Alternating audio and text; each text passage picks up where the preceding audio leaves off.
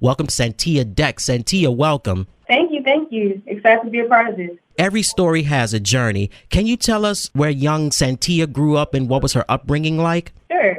So I'm originally from Greenville, South Carolina. I pretty much grew up in Houston. As soon as I was born in Greenville, I moved to Houston when I was probably about 6 months. And from there, I stayed in Texas till I was about 18, and then I came to Atlanta, which is where I reside. But as a child, I had a very, very close-knit family. We were all athletes. All my brothers played football. They all were running back. But I was always, into sports and into fitness, and that kind of just translated into my life overall. But I always had a passion just to pretty much just push myself to be the best version of myself from the time I was a young child. I grew up in an entrepreneur-type family. My mom owned her own business, and so did my stepdad at the time. He owned radio stations, and my biological father owned a hair salon. So we were taught at a young age to always strive to work for yourself, to build your own empire, to build generational wealth for your future family. That's kind of the motto I go by now.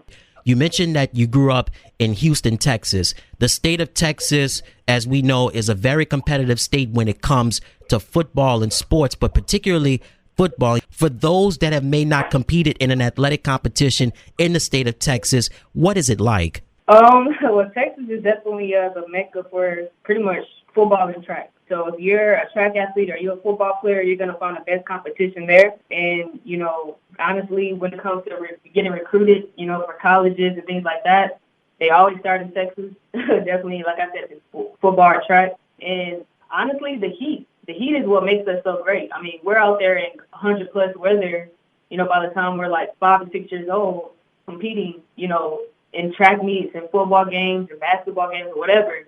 And, that kind of honestly builds warriors. If you can compete in Texas, honestly, you can really compete anywhere. I mean, we're built for it. we're brave to be athletes. I want to piggyback off of what you said about the weather. Now, I'm from the South, and you grew up in the South as well, so we know how to handle heat and humidity. Do you think weather makes a big difference in terms of how athletes perform, as say athletes that may come from northern states or maybe from the West Coast? Do you think that athletes from the South have an advantage in competing in any kind of weather? I definitely do. The only downfall for us, honestly, is when we go somewhere where it's cold.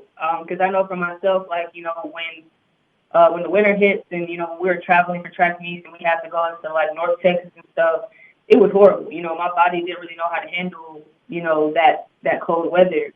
But I think that's kind of anybody's issue, no matter where you are from, whatever state or whatever. It just depends on kind of, what you're used to and how your body can adjust to it. But I do feel like, I don't know, something about athletes from the South. We're just a different breed. I can't really explain it.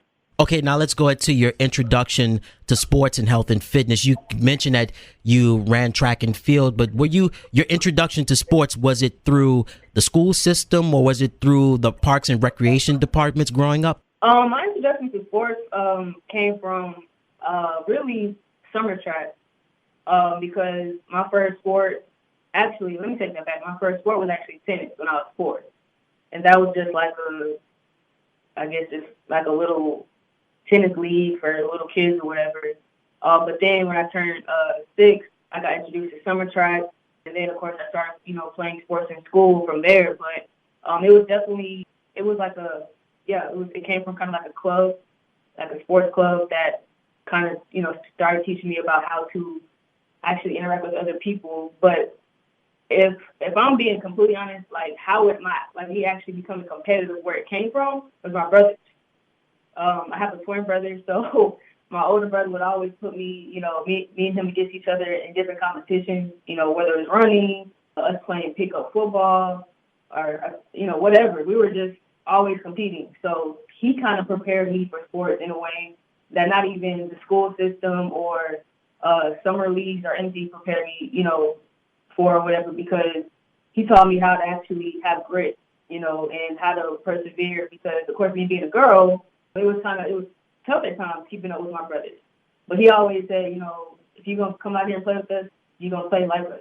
And so I was raised different, when it came to sports. You ran track in college. What school did you run for?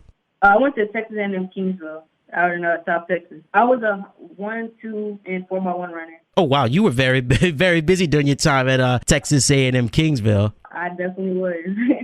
I want to talk about the importance of working out and eating right. It seems that you can't have one without the other, but a lot of people do one thing, but they neglect the other. What is the relationship like, in your opinion, in terms of the importance of working out and getting the right nutrition? To be completely honest, that's probably the number one question I get when it comes to just fitness in general.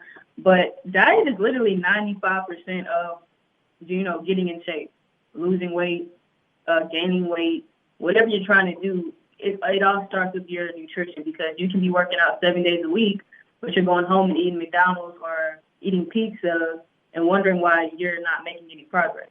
Same thing, you can be working out, doing all types of exercises that's, supposed to help you build muscle mass.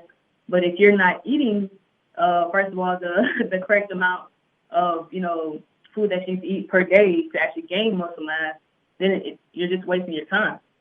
So you can't really have one without the other. But honestly, if you have a great diet, that is the solid foundation for kind of whatever you're trying to do. You can't go around that. You can't skip that. It is what it is. And people hate hearing that, but, you can't expect to have results without doing the necessary, groundwork.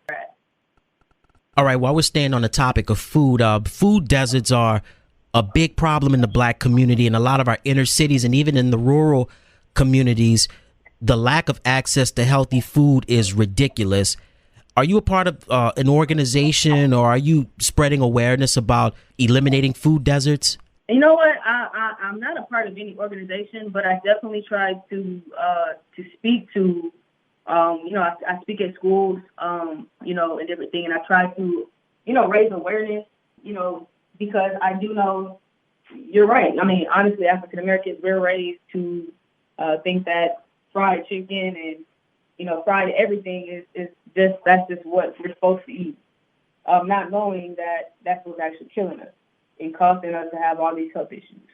So when I go and speak to these kids or go and speak to these women or whatever, I try to, break down the fact that, you're having these issues because of, the way you're eating, the way that you cook your food, the way that your grandma, your mom, whatever, they cook their food.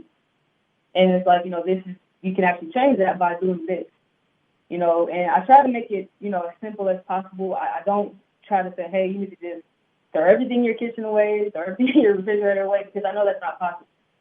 But I feel like baby steps eventually lead to the overall goal. So I just try to raise awareness about, things that they can do differently, things that these kids, they can make better choices at lunch, because we know lunch is not the best. It's getting better though, but, I try to just tell them, hey, this is what you can eat so that you can perform better after school, when you're going to football practice or track practice or soccer or whatever. So, yeah, I just try to raise awareness as much as I can.